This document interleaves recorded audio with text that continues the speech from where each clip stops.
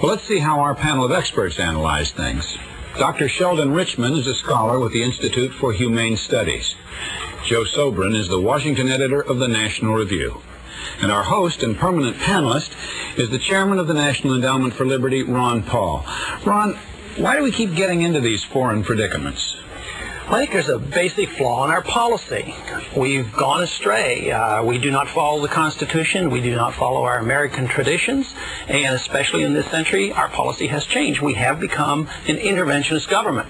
I believe we became interventionists in many areas. Not only does our government intervene in our personal lives, our government intervenes in the economy, and it intervenes in the internal affairs of other nations. No longer do we take the advice of our founders and what was traditionally the American non-interventionist foreign policy. And I think it's going to continue. This is not a tactical fight. This is not a discussion of when you should go in. The left and the right so often argue about, well, we should go in, he's the enemy, we'll attack him, but we'll let this person alone. And then they switch and they flip-flop, and we lead to a disaster. We don't know why we go into these areas, and it leads to disasters like Korea and Vietnam. Not too long ago, I saw one of our members of Congress on the Judiciary Committee, who's considered a constitutional scholar who would argue for the strict interpretation of the Constitution, argued that the president has the authority to take over Baghdad, march to Baghdad and take it over. And the news commentator asked him, he said, what about the Constitution? The Constitution says that only Congress can declare war. And he came back and he said, well, it doesn't say there's no prohibition for the president to wage war. That was his rationalization. I think that's a basic flaw in our system. And I think that we, as American citizens, will have to come to grips with this.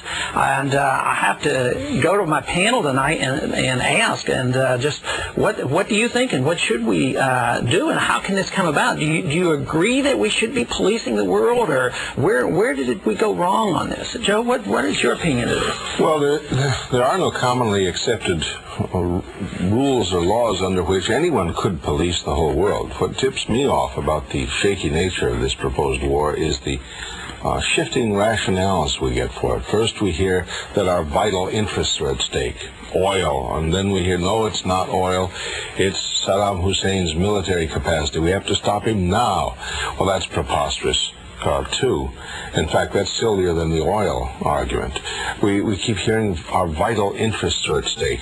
What vital interests? Why our vital interests and not Bolivia's vital interests?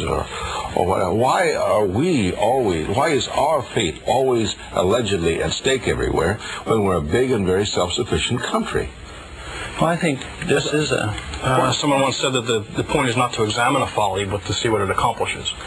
Tom Paine said long ago that taxes were not raised to carry on wars, but rather wars were raised to carry on taxes. You have to look at the interests that are served by a big military.